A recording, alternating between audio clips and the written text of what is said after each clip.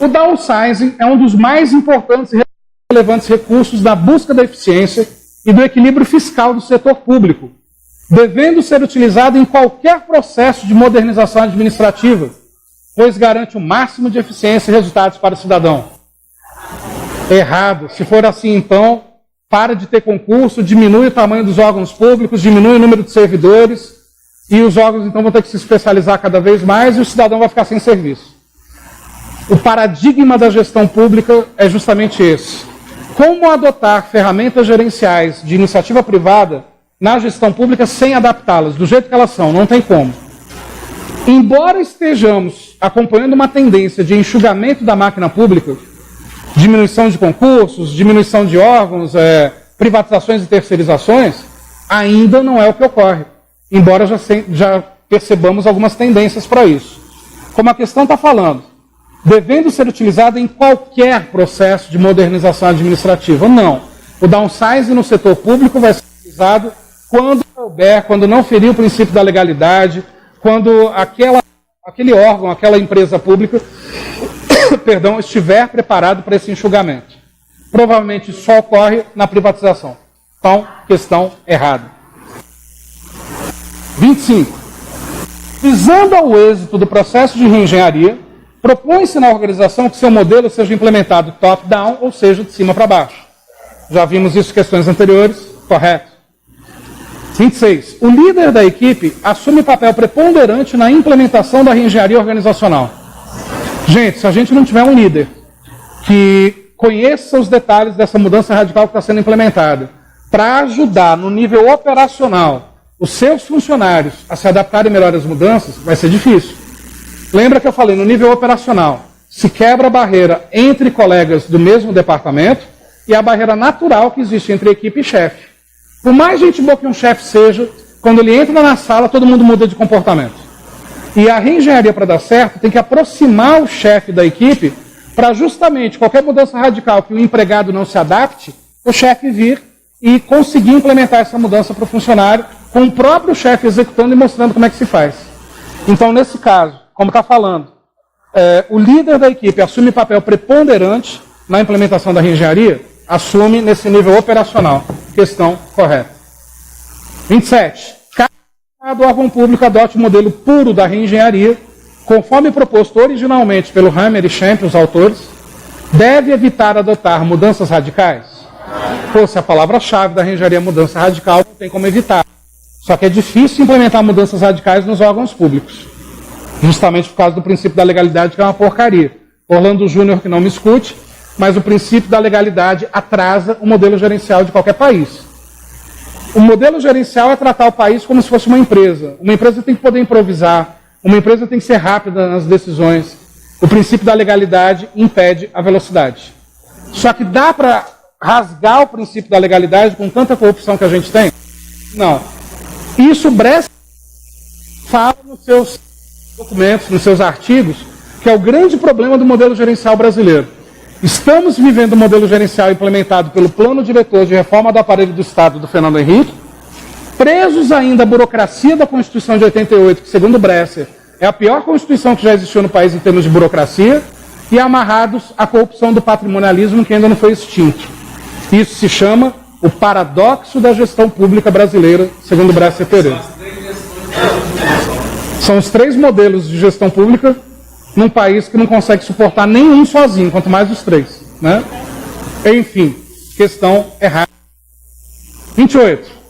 Uma das vantagens da implementação da reengenharia no âmbito da gestão pública é a semelhança à gestão privada, no que tange a técnica de orçamentação utilizada, que se pauta em planejamentos incrementais e que considera o orçamento do período anterior como base para a elaboração da nova versão da peça orçamentária. Quem disse que na gestão privada é assim? Isso é por causa da legalidade, é assim na gestão pública. A gestão privada não necessariamente segue esses mesmos passos. E o que acontece? Uma das vantagens da implementação da reengenharia na gestão pública é a semelhança à gestão privada no que tange a técnica de orçamentação utilizada. Não, o termo principal da reengenharia são as mudanças radicais. Podem até ocorrer no órgão público se o órgão público permitir essas mudanças radicais em alguns sentidos, mas não vai ser generalizado. Questão errada, não se assemelha.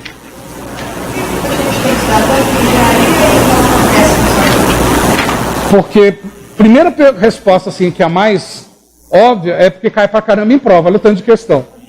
Mas, se exige isso, embora não seja implementado, mas é porque há uma necessidade e uma tendência futura disso ser implementado quando houverem mudanças nessas leis, flexibilizando para que o modelo gerencial realmente dê certo.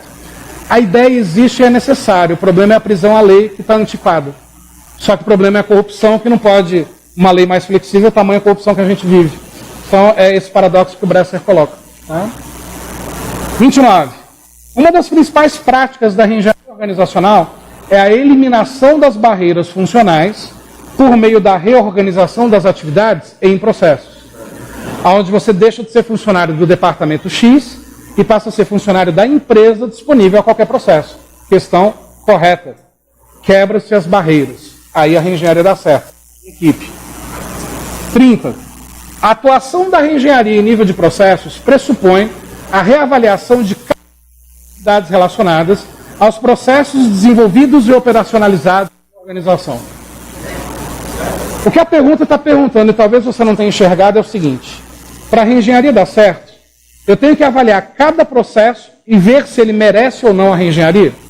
Sim, eu tenho que avaliar cada processo isoladamente. Pô, esse processo está dando certo, não precisa mudar, deixa como está. Esse processo aqui está com problema, deleta, rasga, cria um novo. Rasguei, criei um novo. A mudança desse processo gerou uma consequência naquele primeiro processo que não precisava de alteração, agora precisa. Rasga, deleta, cria um novo. É aquele exemplo da transportadora que eu dei. Se eu mudo a transportadora para caminhão próprio, eu já vou ter que mudar um processo logístico.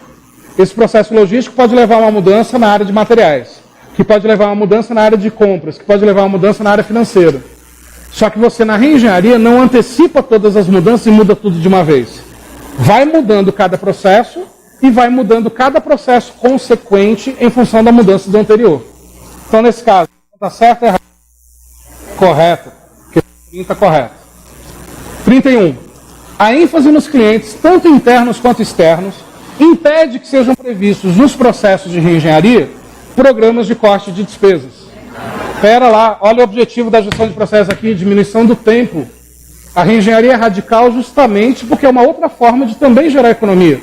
No radicalismo não se perde tempo debatendo, se muda logo. E aí, um dos objetivos é a redução de custos, sim. E a questão ela está colocando, né, que impede que sejam previstos programas de corte de despesas. Não impede. Na realidade, até facilita. Questão errada. 32. A produtividade só é obtida se os processos tiverem qualidade em seus insumos e operações. Você concorda ou discorda até aí? Pô, produtividade só é obtida se tiver qualidade. Sem qualidade não tem produtividade, correto? Pois de nada adianta qualidade sem produtividade. Questão perfeita, correta? Dispensando comentários. 33. A qualidade total é muito abrangente e se dedica a estudar a satisfação dos clientes externos e os clientes internos. Cliente externo é quem procura a organização para ter um produto ou serviço adquirido. Cliente interno é quem? Colaboradores, funcionários, fornecedores. Se a gente está falando de qualidade total, não envolve só os clientes externos. Envolve desde o fornecedor da matéria-prima até a entrega do produto na casa do cliente. Clientes externos e clientes internos. Questão correta. 34. A produtividade não deve ser entendida somente como razão entre resultados e recursos, mas sim de uma forma mais ampla, levando em conta todas as variáveis existentes nos processos, focando nas necessidades de todas as partes interessadas no negócio e buscando melhorias e resultados relevantes para todos. Perfeito. Definição simples de produtividade para vocês copiarem. Quando existe, anotem aí, produtividade.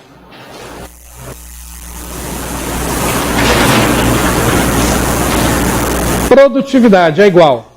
Fórmula matemática da produtividade, na realidade. Efetividade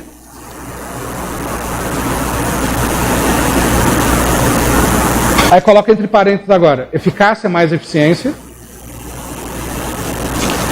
Efetividade, entre parênteses, eficácia mais eficiência. Agora o sinal de mais. Lucro. Lucro barra economia. Deixa eu explicar isso melhor. O que eu quis dizer? Que a produtividade é a soma da efetividade com o lucro e a economia. Algo para ser produtivo, primeiro tem que ter realizado o objetivo, eficácia. Além de ter realizado o objetivo, tem que ter feito isso melhor, aproveitando melhor os recursos, gerando com isso economia, por exemplo. Mas não só economia, ser mais rápido, ser mais ágil, melhor aproveitamento dos recursos, eficiência. A soma da eficácia com a eficiência não se chama efetividade? Só que a efetividade é quando ainda gera uma repercussão para o cliente. E o cliente percebendo que aquilo para ele está econômico, está com qualidade, é vantajoso numa relação custo-benefício favorável, eu posso dizer que aquilo foi o quê? Produtivo. Desde que a empresa também tenha recebido lucro com isso, ou reduzido gastos. Em outras palavras, mais simples ainda. Quando a gente fala em produtividade, é quando a empresa satisfaz e encanta o seu cliente, gerando economia, redução de gastos e aumento do lucro. Eu posso atender muito bem um cliente e ter gasto mais para isso acontecer, porque eu quis conquistar esse cliente. Se eu consigo cativar e encantar esse cliente, e ainda economizando e gerando lucro, a empresa foi produtiva. Isso é produtividade. Questão, então, correta. 35. No início da era industrial, a preocupação dos gestores estava voltada para os volumes de produção. Certo ou errado até aí? Revolução industrial, foco na produtividade. Com o aumento da competitividade, surgiu a medição da produtividade, que até a Guerra Mundial era entendida como a razão entre o volume produzido e o tempo gasto para esta produção. A questão está correta. Até a Segunda Guerra Mundial, o foco era produzir em excesso. Cada trabalhador era remunerado por peça produzida, então se produzia em larga escala mesmo. E o que se considerava produtividade naquela época? Essa relação entre volume produzido e tempo gasto. Tempos e movimentos, lá do Taylor. Depois da Segunda Guerra Mundial, veio o foco na qualidade, anos 40. E com o foco na qualidade, o conceito de produtividade mudou. Deixou de ser essa relação tempo e produção e passou a ser uma relação muito mais ampla. Tempo, produção, qualidade, encantamento do cliente, foco no cliente, melhoria contínua, uso das ferramentas, o conceito se tornou bem mais amplo. Até a Segunda Guerra Mundial, era um conceito realmente mais simples, como aqui está colocado. Questão correta. 36. Uma das formas mais abrangentes de se definir produtividade atualmente é como sendo a razão entre a saída ou o resultado final de um processo e a entrada, que representa os recursos necessários à obtenção da saída.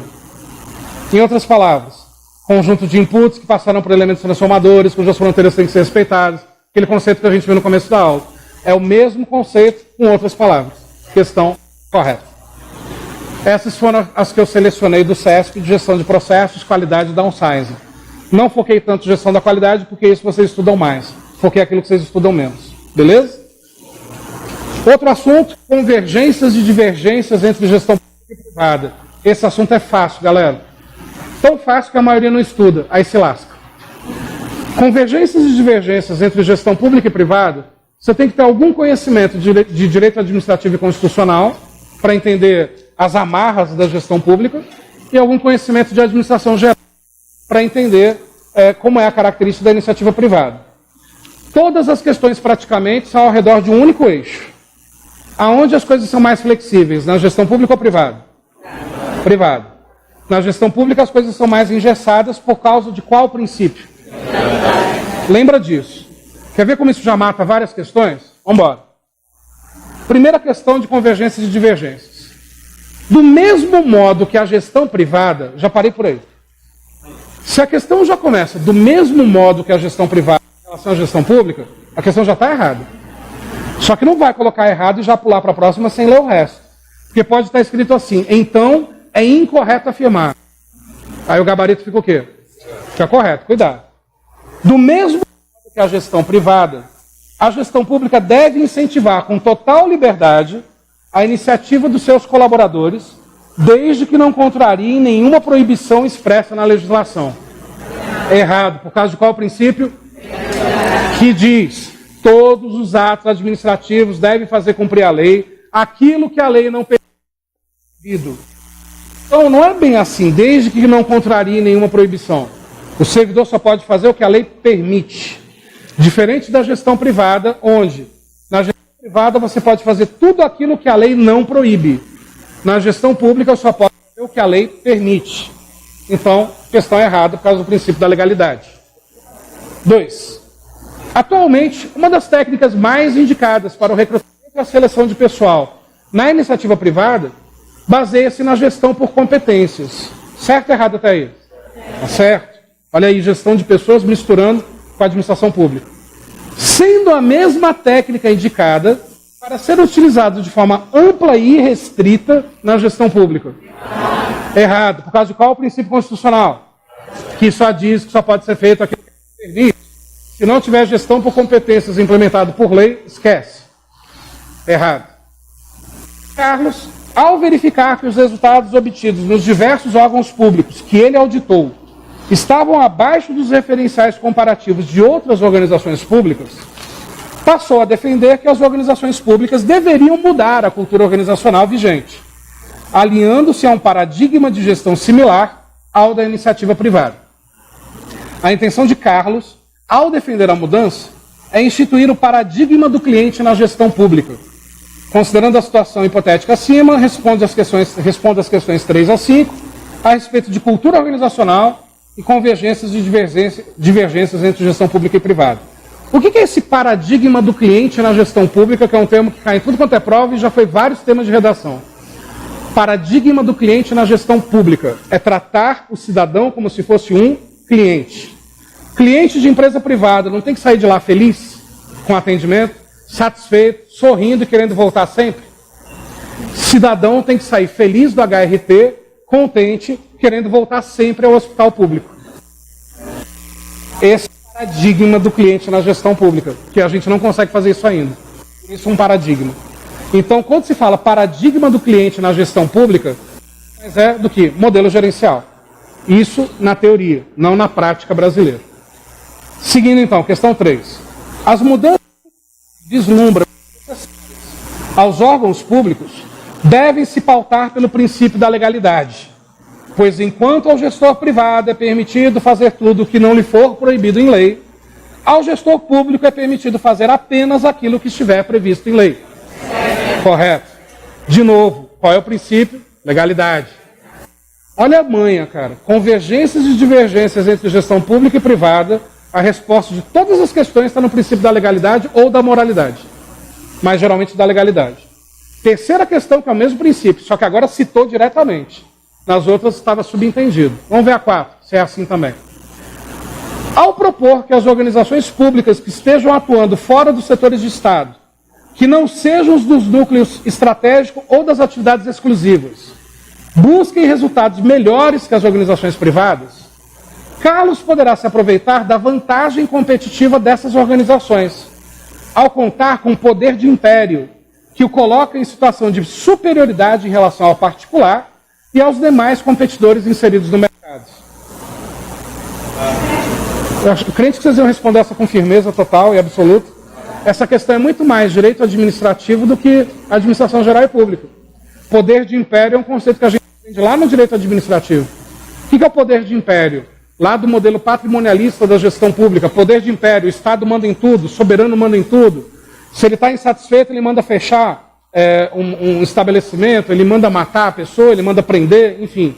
Só que o poder de império ao qual a questão fala não é do modelo patrimonialista. O poder de império para o mundo moderno é o Estado, dependendo de como ele se vê, de uma forma talvez arrogante, o Estado achar assim, pô, eu sou o Estado. Eu posso tudo, eu posso fazer o que eu quiser. Eu posso elevar juros, posso aumentar preços, eu posso, de repente, a empresa ir à falência sem pagar os impostos. Isso seria o poder de império do Estado no modelo atual, que não é nem recomendado e nem necessário que ocorra. Quando a questão coloca, então, Carlos poderá se aproveitar da vantagem competitiva das organizações públicas? Sim. Existe uma vantagem competitiva nas organizações públicas que as privadas não possuem. Por exemplo, de onde vem a sustentabilidade da iniciativa privada? Das vendas que ela faz. De onde vem a grana da gestão pública? Dos impostos. Uma empresa que não vende vai à falência. O Estado vai à falência algum dia? Nunca. Respirou, você está pagando imposto. O lucro do Estado, a empresa, tem gente viva, tem gente pagando imposto. Isso é uma vantagem competitiva que o Estado, iniciativa privada, não. Aqui está perguntando, Carlos, poderia se aproveitar dessa vantagem competitiva? Sim, mas não usando o poder de império, como está colocado aqui, que o coloca em situação de superioridade em relação ao particular. O Estado não tem que ser superior ao particular, o Estado tem que favorecer, facilitar a vida do particular. E aos demais competidores inseridos no mercado. Sim, o Estado tem que favorecer e não executar poder de império. O Estado não tem que concorrer com a iniciativa privada, só numa situação que o modelo gerencial permite que o Estado concorra com a iniciativa privada, para regular o mercado. Lembra quando Caixa Econômica e Banco do Brasil abaixaram as taxas de juros? O que os bancos particulares todos fizeram? Baixaram as taxas de juros também. Está aí um exemplo do Estado entrando como agente regulador, sendo um player, um concorrente do mercado, mas com o objetivo de regular esse mercado. Aí tudo bem. Nesse caso extremo, o Estado pode ser um agente competidor. Fora isso, não. Só com o objetivo de regular o mercado no modelo gerencial. Então, nesse caso, questão errada. O Carlos está errado em usar o poder de império se ele utilizar. 5. Para instituir o Para instituir o paradigma do cliente na gestão pública, deve-se avaliar o desempenho da gestão pública. E, para tanto, devem ser utilizados os mesmos indicadores de eficiência e eficácia da gestão privada. Errado. Não dá para utilizar os mesmos indicadores da gestão privada por causa de qual princípio constitucional? O da legalidade, que diz o Estado só pode fazer aquilo que a lei permite. Alguns indicadores da gestão privada podem não ser legais públicos. Assim, não são os mesmos indicadores, são adaptados para a gestão privada ou para a gestão pública. Questão errada. Gente, dica. Sempre que comparar a gestão pública com privada, tem sempre diferença. Nunca vai ter tudo em comum, tudo igual. A forma de atuação da gestão privada é uma, da gestão pública é outra por causa da legalidade. Wendel, mas a gestão pública, no modelo gerencial, não é o uso das ferramentas da gestão privada? Sim, só que adaptadas para a realidade da gestão pública. É igual. 6. Devido ao princípio administrativo da legalidade, o qual estabelece que ao gestor público compete fazer o que a lei determina, a inovação é uma característica indesejável da administração pública. Cara, você está preso na legalidade, mas tem que inovar. Como, eu não sei. Vai ter que dar um jeito. Porque a legalidade atrapalha até a inovação. Mas você tem que inovar. Questão errada. Fala, galera. Não estranha essa interrupção aqui não, que é pelo seguinte. Essa aula foi gravada hoje. E aí eu estou aqui editando. E eu estou percebendo que alguns trechos do áudio não ficou legal. Por quê? E eu quero dar essa satisfação para vocês. Eu comprei um microfone sem fio, né, querendo ser a Xuxa, né? Vocês viram aí na filmagem o microfone sem fio. E esse microfone não é legal. Eu comprei um microfone muito barato, caro, mas bem mais barato do que o Sony. Pra vocês terem uma ideia, o microfone Sony sem fio está em torno de quase R$3.000. E infelizmente eu ainda não tenho a condição de comprar isso. Então eu comprei um microfone sem fio e eu vi que ele não ficou tão legal, não ficou 100%, o melhor é o de lapela. Só que assim, poxa, é um simulado, tem 100 questões comentadas com muita qualidade, os comentários, participação dos alunos, então eu não achei justo dispensar esse material. Só que viria na sequência agora, a partir da questão 6, né, que eu acabei de comentar, a 7 e a 8, né, de divergências e convergências, que o áudio ficou horrível. E algumas questões de processo decisório que o áudio ficou horrível também. Então eu vou fazer o comentário dessas questões, como eu fiz agora pela manhã, em sala, só que aqui dentro do meu escritório, que está uma bagunça. Eu nem arrumei o escritório porque eu quero editar isso hoje e já subir isso hoje. Então eu não vou mascarar o meu escritório aqui não, tá bagunçado mesmo. Mas enfim, vou deixar do jeitinho que está aqui. Aqui é um pedaço da minha casa, então estou te trazendo para dentro da minha casa. E vou comentar essas questões então, que o áudio não ficou legal. Daqui a pouquinho a gente já volta lá para a sala de aula, beleza? Então a questão 6 acabamos de comentar. Questão 7. Mesmo com a seleção de pessoal realizada por meio de concurso público, O gestor público pode utilizar-se dos mesmos instrumentos de recrutamento e seleção utilizados no setor privado, com o objetivo de melhor distribuir a força de trabalho disponível. E aí, galera, questão certa ou errada? Existem muitas diferenças entre gestão pública e privada, mas no caso, essa questão está correta. Sim, o gestor público no processo de recrutamento e seleção, principalmente aqui seleção, né, tá falando só seleção, pode sim utilizar os mesmos instrumentos de recrutamento e seleção utilizados no setor privado. Entrevistas, testes psicotécnicos, testes de personalidade, dinâmicas de grupo, tudo isso já existe dentro dos órgãos públicos. Vários órgãos têm psicotécnico, tem TAF, tem, enfim, isso não há problema. Tá? Mas o que acontece? Ela pode sim utilizar dos mesmos instrumentos da gestão privada para recrutamento e seleção, mas não todos os instrumentos. Mas pode usar os mesmos, sem nenhum problema. Então, nesse caso, questão 7, gabarito correto. Beleza, galera? Questão 8 e a última aí de convergências e divergências entre gestão pública e privada. Embora muitos princípios aplicados na modernização da administração pública sejam oriundos de modelos típicos da gestão privada, esta continua de forma geral visando ao lucro, enquanto a gestão pública tem por objetivo cumprir sua função social e atender ao interesse público. E aí, galera, certo ou errado? Questão correta, né? A iniciativa privada tem foco no lucro e a gestão pública tem como objetivo a sua função social, o atendimento às necessidades do cidadão. O Estado pode gerar lucro? Na visão da administração, sim, pode e deve. Dentro do modelo gerencial, o Estado gera lucro, mas não é um lucro para ser revertido para bolsas, meias e cuecas de deputados, né? Mas sim para o próprio cidadão, gerando, consequentemente, redução de impostos. A ideia, na teoria, é maravilhosa. Mas, questão correta, questão 8. Beleza? Com isso, então, encerramos convergências e divergências entre gestão pública e privada. Vamos ver questões agora de processo decisório. Gente, processo decisório não é gestão de pessoas. O que está fazendo no meio de um simulado de administração geral e pública? Porque na maioria dos editais, processo decisório faz parte de administração geral e pública. Administração geral, principalmente. Mas as questões falam de processo decisório também no Estado, envolvendo, claro, gestão de pessoas. Então vamos lá? Questão 1 de processo decisório. A transferência de poder decorrente da descentralização e da delegação proporciona autonomia nos níveis hierárquicos mais baixos e confere maior agilidade ao processo de tomada de decisão. E aí, galera, questão certa ou errada? Questão totalmente correta, né?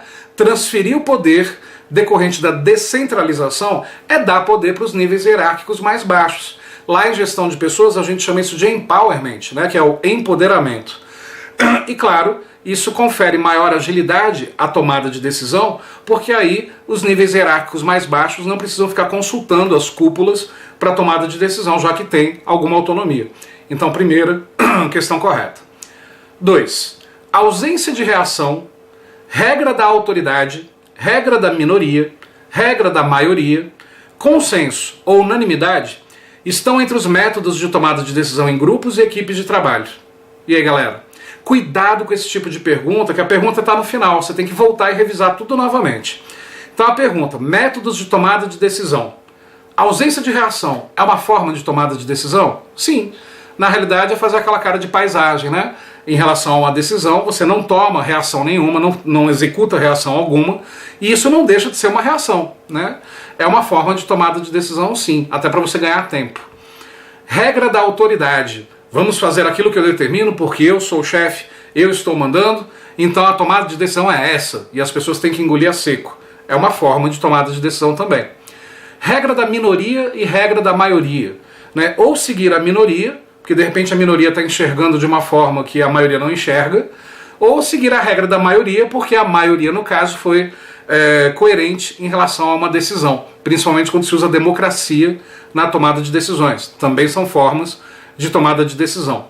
Consenso, quando se entra num acordo coletivo para tomada de decisão, ou unanimidade, quando todos concordam com aquela tomada de decisão. Todas essas são estratégias de tomada de decisão, então a questão número 2, correta. Número 3, de processo decisório. Os aspectos emocionais e afetivos influenciam o processo decisório e restringem a capacidade racional dos indivíduos. Galera, questão correta. Aspectos emocionais e afetivos influenciam sim o processo decisório. Muitas vezes, no processo decisório no ambiente organizacional, o gestor se deixa levar pela emoção, ao invés de usar a razão. E em alguns momentos é até necessário usar a emoção mesmo. Agora, realmente isso restringe a capacidade racional. Restringir a capacidade racional não significa que seja bom ou que seja ruim essa restrição. Às vezes a restrição da capacidade racional é algo ruim, mas em alguns momentos é bom, porque quando a empresa tem que priorizar os sentimentos, a empatia, se colocar no lugar do cliente, talvez deixar a capacidade racional de lado temporariamente seja algo positivo. Mas a questão não está falando se é positivo ou negativo, a questão está dizendo, os aspectos emocionais e afetivos influenciam o processo decisório? Sim. E restringem a capacidade racional por priorizar o afetivo? Restringe. Se isso é bom ou ruim, depende do momento certo para essa tomada de decisão. Questão correta. Questão 4. De acordo com o modelo racional, um dos fatores que afeta a tomada de decisão é a limitação cognitiva do agente, levando a tomar decisões satisfatórias e não ótimas. Certo ou errado, galera? Ou questão chata essa. Mas essa questão ela está errada. Por que ela está errada? De acordo com o modelo racional, o uso da razão, um dos fatores que afeta a tomada de decisão é a limitação cognitiva do agente. O agente não conseguir pensar melhor, não conseguir refletir sobre aquilo que é racional, levando a tomar decisões satisfatórias e não ótimas. Aí ficou errado, porque não necessariamente. Em muitos momentos, uma decisão racional apenas, sem a emoção... Peraí que o computador começou a editar aqui. Muitas vezes uma decisão racional, sem a emoção, ela não é só satisfatória, ela pode ser ótima também. Então, quer dizer, não existe uma regra de que decisões racionais são satisfatórias, decisões emocionais são ótimas, ou ao contrário. Eu posso ter decisões satisfatórias ou ótimas emocionais e satisfatórias ou ótimas racionais. Então não há essa relação. Como a questão afirma, levando a tomar decisões satisfatórias e não ótimas, não necessariamente podem ser ótimas, mesmo de cunho isoladamente racional. Então por isso, questão 4, questão errada. Continuando aí então até a questão 8, aí a gente já volta para a sala de aula, porque aí o áudio já voltou a ficar legal. Questão 5. Em uma organização, o processo decisório visa a resolução de problemas, mas não ao aproveitamento de oportunidades. Certo ou errado, gente? Processo decisório no universo organizacional é só para resolver problemas? Eu não posso tomar decisões também para aproveitar oportunidades? Claro que posso. Como está dizendo, visa a resolução de problemas, mas não o aproveitamento de oportunidades. Questão 5, ela está errada. Beleza? Perdão. Questão 6. As decisões do tipo não programadas ou descritivas são aquelas preparadas uma a uma, para tratar de problemas que não foram resolvidos mediante a aplicação de soluções padronizadas que serviriam para vários problemas de forma geral. Questão totalmente correta. Decisão não programada é quando a gente enfrenta um problema, uma tomada de decisão, uma oportunidade que não havíamos programado, então a gente vai ter que pensar na solução isoladamente, sem um padrão. A aplicação de soluções padronizadas já seria para decisões do tipo programadas. Decisões não programadas pedem soluções não padronizadas. Então, nesse caso, questão correta. Questão 7. O processo racional de tomada de decisão pressupõe que o agente tenha conhecimento absoluto de todas as opções. E aí, gente? Questão errada. Não é porque a gente está utilizando o processo racional de tomada de decisão que o agente vai conhecer todas as opções de solução. Muito ao contrário, muitas vezes ele conhece poucas. E é com o uso da razão que ele vai refletir sobre outras opções de tomada de decisão. Questão 7, errada. E por fim, sobre processo decisório, a questão número 8, dizendo o seguinte, ó. Não há processo decisório quando as decisões de uma organização são tomadas em variados níveis hierárquicos. E aí, gente? Não há processo decisório quando as decisões de uma organização são tomadas em variados níveis hierárquicos. Questão totalmente errada. Existe tomada de decisão até nos níveis hierárquicos mais baixos, principalmente quando a organização ela é funcional, onde todo mundo se comunica com todo mundo, onde se dá autonomia e autoridade para os níveis mais baixos da hierarquia também tomarem decisões. Então, nesse caso, questão errada, porque há sim, claro que há processo decisório em níveis hierárquicos mais baixos também. Beleza, galera? Essas foram as questões, então, de processo decisório que o áudio lá em sala de aula não ficou, realmente não deu para ouvir absolutamente nada, né? E eu preferi então gravar aqui na bagunça aqui do meu escritório hoje, mas para poder já mandar esses vídeos para vocês ainda hoje, para as provas que vocês farão nos próximos dias, beleza? A gente vai voltar para a sala de aula então, com questões de funções da administração, planejamento, direção, organização, controle, organogramas, estruturas e departamentalização. Beleza, galera? Vamos voltar para a sala de aula então. Fui! Então, funções da administração. Entre as novas técnicas gerenciais passíveis de utilização na administração pública está o BSC, Balança de Scorecard. Segundo Chiavenato, o BSC habilita a organização a focar suas equipes de executivos, unidades de negócios, recursos humanos, tecnologia da informação e recursos financeiros para sua estratégia organizacional. Aí vem o psicopata de concurso, correto, né? Isso é um enunciado, enunciados são corretos, ok? Mesmo errados são corretos, né?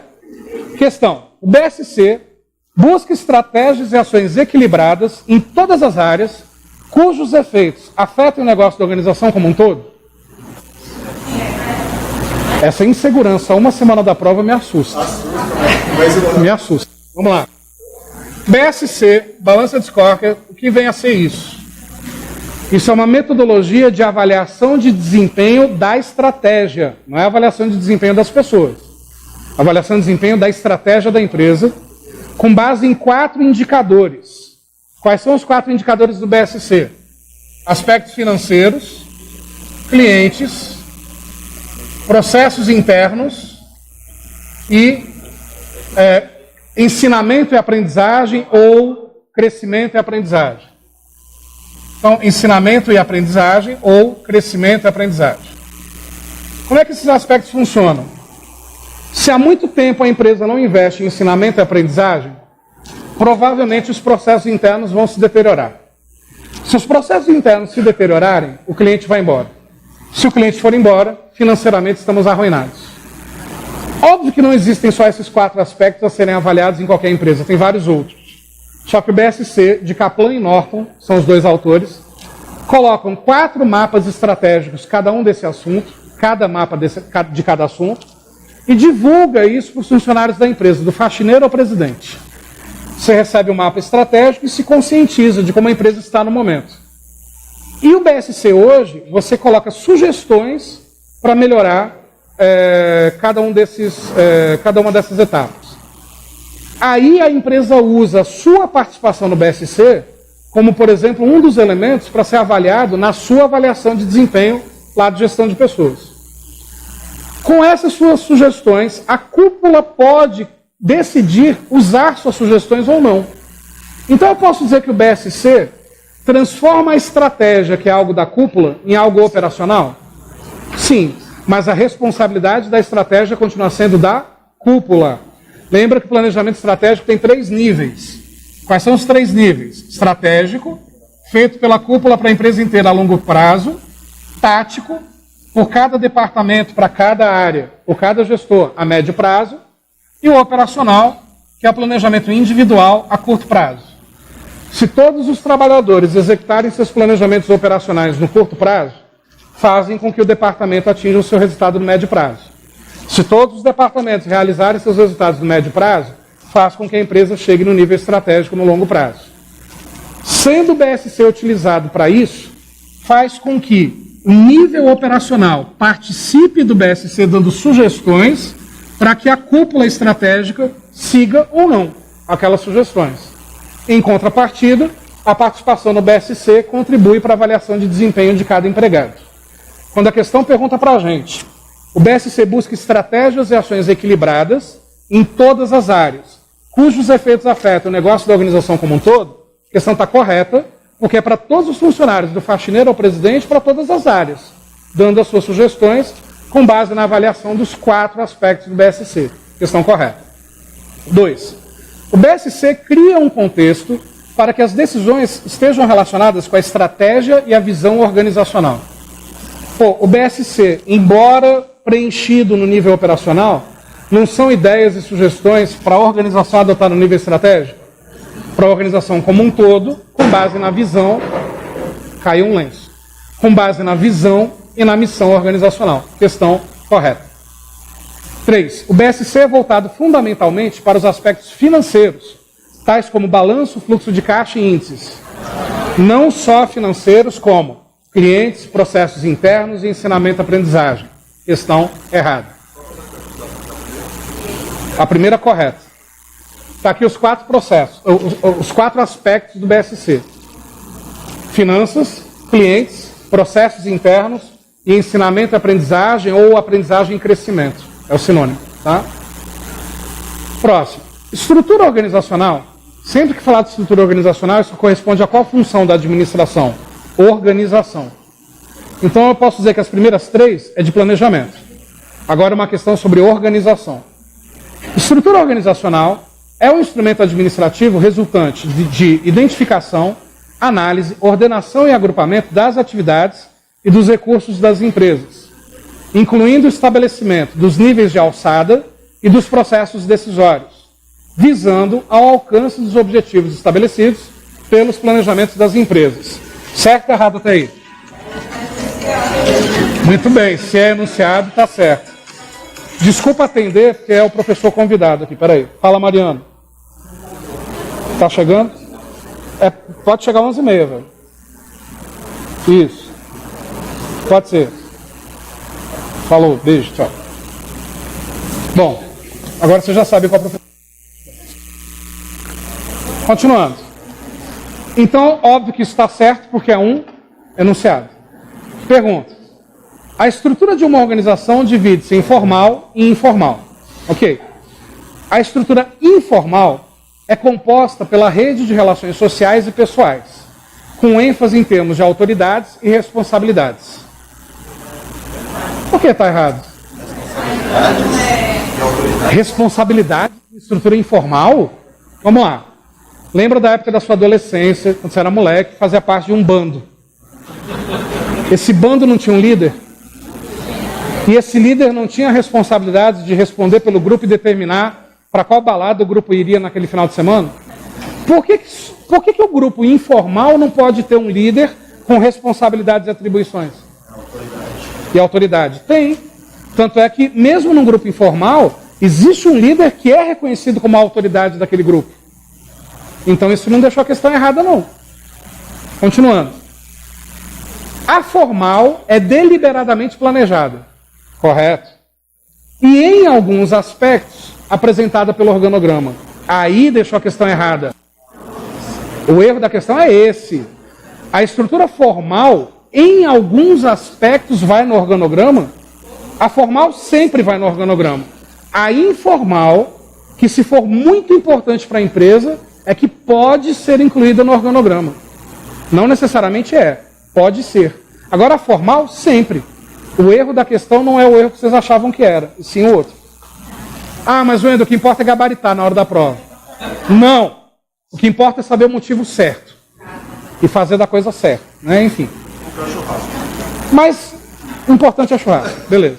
Churrasco aqui está garantido. 5. Então 4 é errado.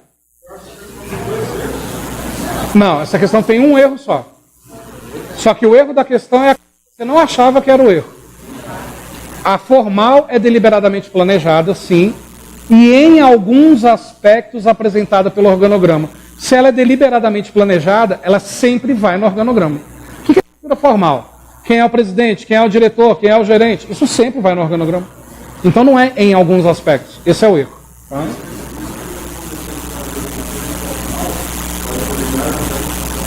Existe uma autoridade em qualquer grupo informal. Por exemplo, você faz parte de algum grupo informal. Da igreja, do trabalho, seja de onde for, uma panelinha. Não tem um líder nessa panelinha? Que é a autoridade? Mas não é uma autoridade imposta, colocada pela empresa. É uma autoridade natural que essa pessoa assumiu do grupo informal. Existe autoridade no grupo informal. Ok? Sim. A estrutura matricial de uma organização, solução para coordenar recursos multidisciplinares designados para determinado projeto, compromete os princípios básicos da unidade de comando e da equivalência entre responsabilidade e autoridade. Certo ou errado? Certo. Questão correta. O que é uma estrutura matricial? Estruturas matriciais é porque contém projetos. O nome está ligado a projetos. Então, olha como é que funciona uma estrutura matricial. Está aqui o presidente da empresa e 3 departamentos. Vamos imaginar que é uma Paulo Otávio da vida, uma empresa de construção. Abaixo de cada departamento tem os respectivos origens de cada departamento. Imaginando que isso aqui é o grupo Paulo Otávio. Um prédio está sendo construído. Não existe um gerente de projeto, que é o engenheiro responsável pela obra? Ele está aqui, ó. Ele é o gerente de projeto do prédio A. O gerente de projeto, o engenheiro, ele tem ou não tem que se relacionar com os dos departamentos? Pedreiro, gesseiro, marceneiro e por aí vai. Então vamos ligá-lo ao nível operacional. O engenheiro tem ou não tem que dar satisfação de como a obra está andando? Tem. Vamos ligá-lo à cúpula. Percebe que aqui está o gerente de projeto. Se tem projeto, o nome da estrutura já é matricial. Onde o gestor do projeto está ligado ao nível operacional, está ligado à cúpula, assim como os gerentes de departamento. Só que essa estrutura, tirando o projeto, ela é linear ou funcional? Aqui ela é linear. Só tem uma linha vertical ligando as pessoas. Estrutura matricial, numa matriz linear, não funciona. Por quê? Esse pedreiro está fazendo algo errado. Então, o gerente do projeto tem que reclamar com o gerente do pedreiro para o gerente reclamar com o pedreiro? Não, ele tem que poder falar direto. Para que ele possa falar direto, todos devem estar interligados. Todo mundo responde para todo mundo. Essa estrutura agora, só essa estrutura é funcional. Funcional, todo mundo fala com todo mundo. Só dá para existir matricial em uma estrutura funcional. Aonde agora sim, o gerente de projeto já reclama direto com o pedreiro, reclama direto com o gesseiro, fala direto com todo mundo. Eu sou pedreiro, estou aqui. Quem é meu chefe? É o gerente do meu departamento, mas eu também respondo ao gerente do outro departamento, eu também respondo ao gerente do outro departamento e eu também respondo ao gerente de projeto. Frase que resume estrutura matricial. Muito cacique e pouco índio. É uma estrutura matricial. Volta para a questão. A estrutura matricial compromete os princípios básicos de comando? Compromete. Eu não tenho unidade de comando numa estrutura matricial. Todo mundo é meu chefe. E a equivalência entre responsabilidade e autoridade está comprometido. A quem eu devo satisfações? A todo mundo. A quem eu devo atender? A todos. E se todos mandarem eu fazer algo diferente ao mesmo tempo? Se vira nos 30 e faça. Qual é a vantagem da estrutura matricial? É possível criar um projeto para que você seja promovido para gerenciar esse projeto. É muito flexível. E compromete a unidade de comando. Porque o compromete é um verbo negativo. É um verbo que você acha ruim. Não. É característica da estrutura matricial ter a unidade de comando comprometida. E isso não faz ela ser ruim. Ter a unidade de comando comprometida faz essa empresa ser mais flexível. Embora você tenha que atender a todos ao mesmo tempo. Questão correta. 6. A organização em rede tem sido um instrumento facilitador na formação de monopólios sobre tecnologias e meios de produção, assim como na exclusão de diversas empresas em diferentes mercados, sendo marcada pela individualidade das organizações. Questão errada pelo seguinte: quando a gente fala organização em rede, imagina, por exemplo, a rede da economia nas farmácias, que existia em Rosário. Antes da chegada dessas farmácias nacionais, formavam a rede da economia. Eram inimigos mortais, mas compravam juntos, garantindo assim um menor preço. Aquela farmacinha pequena, que não pertencia à rede da economia, conseguia praticar preços baixos? Não. Você concorda que uma organização em rede permite a formação de monopólios? Embora não seja a palavra correta, seria oligopólios. Mas vai, eu acho que nem o autor da questão nem se atentou a isso. A organização em rede proporciona a exclusão de diversas empresas? A farmácia pequenininha pode ir à falência por não pertencer à rede. sendo marcada pela individualidade das organizações? O principal erro da questão é essa. Se a organização é em rede, existe uma coletividade e não individualidade. Questão errada. Mas são dois erros. Monopólio também está errado. Organização em rede são várias, então é oligopólio. Mas o erro principal é a palavra individualidade. Questão errada. 7. O termo joint.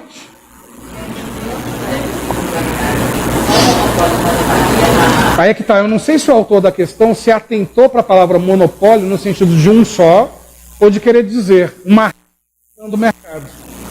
Se está usando a rede que domina o mercado, é um monopólio.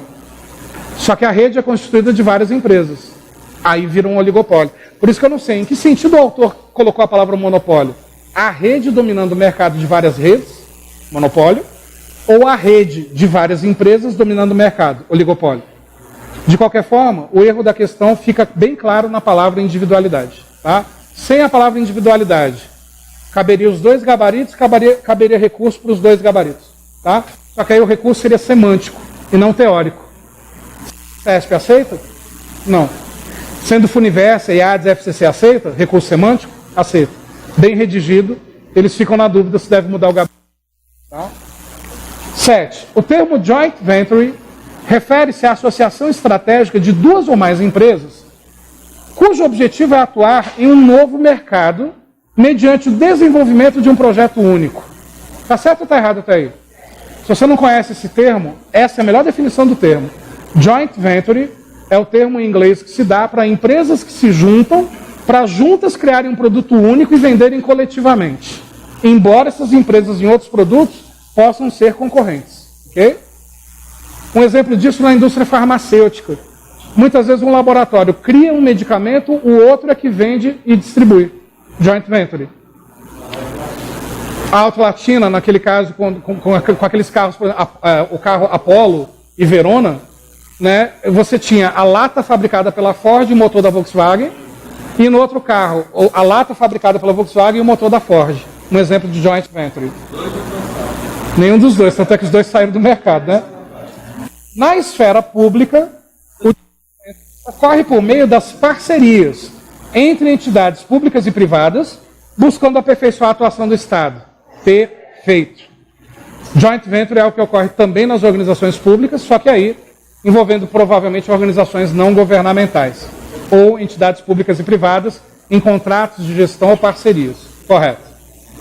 8. Embora confira dinamicidade aos projetos de uma organização, o modelo de departamentalização matricial costuma gerar múltiplas subordinações e ambiguidade na definição de papéis e relações. Percebe que está falando agora de departamentalização, não de estrutura.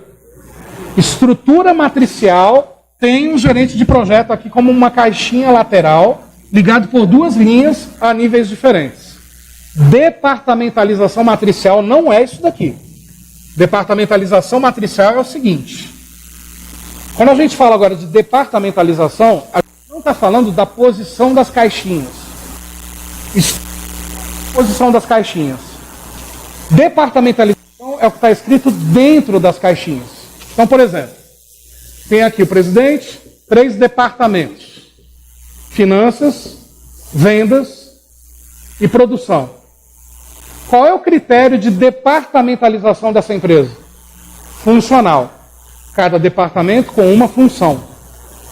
Qual é a estrutura desse organograma? Linear. Os departamentos não se comunicam. Agora os departamentos se comunicam. Concorda que a departamentalização continua a mesma? Funcional? Mas essa estrutura agora virou o quê? Funcional também. A palavra funcional, na departamentalização, significa cada departamento com uma função. Funcional significa que os departamentos se comunicam. Beleza? Finanças.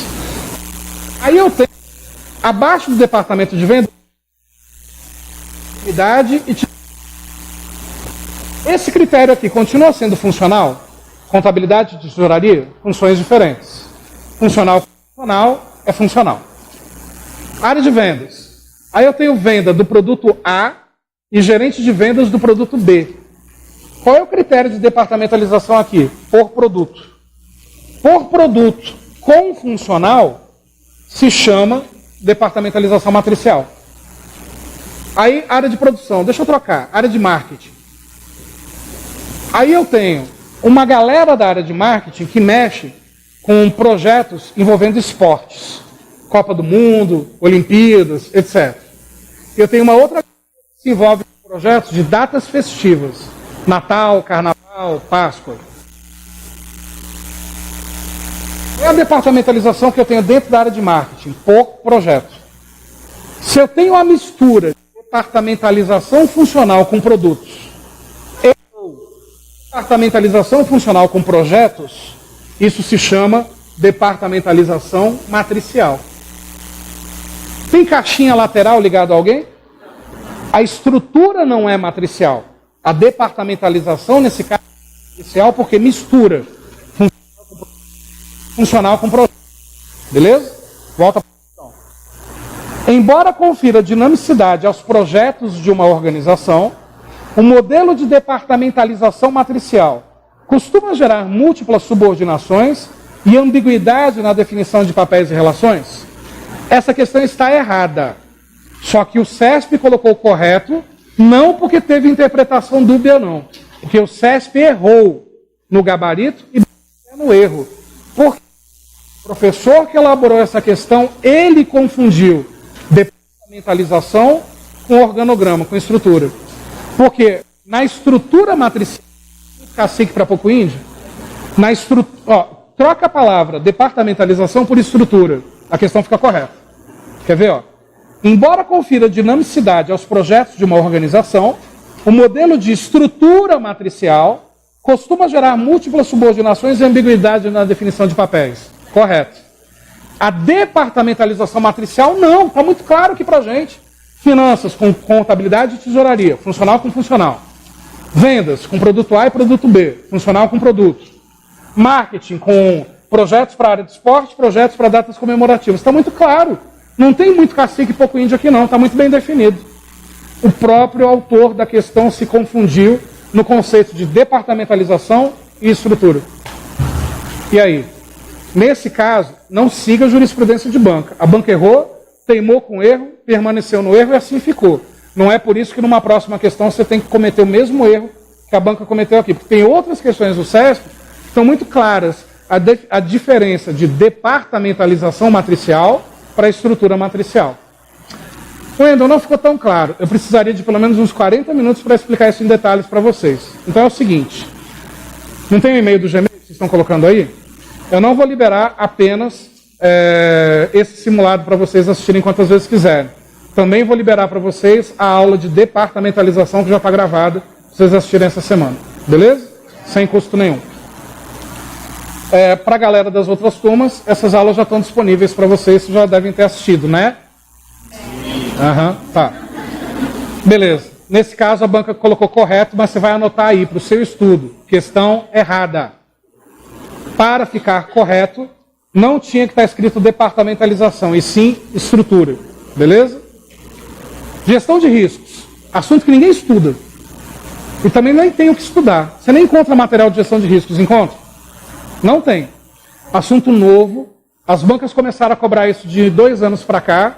E a maioria das bancas que colocaram gestão de riscos no edital não colocaram nenhuma questão na prova. Pra vocês terem uma ideia, essas 12 questões foram as 12 questões que eu encontrei do CESP nos últimos anos sobre o assunto. Todas sobre o assunto. Está aqui. Gestão de riscos pode complicar um pouco sua vida. Tem uma parte mais complexa em gestão de riscos. Mas pelo que eu percebo, o CESP cobra o básico. Vamos conhecer esse básico, que também não é tão básico assim.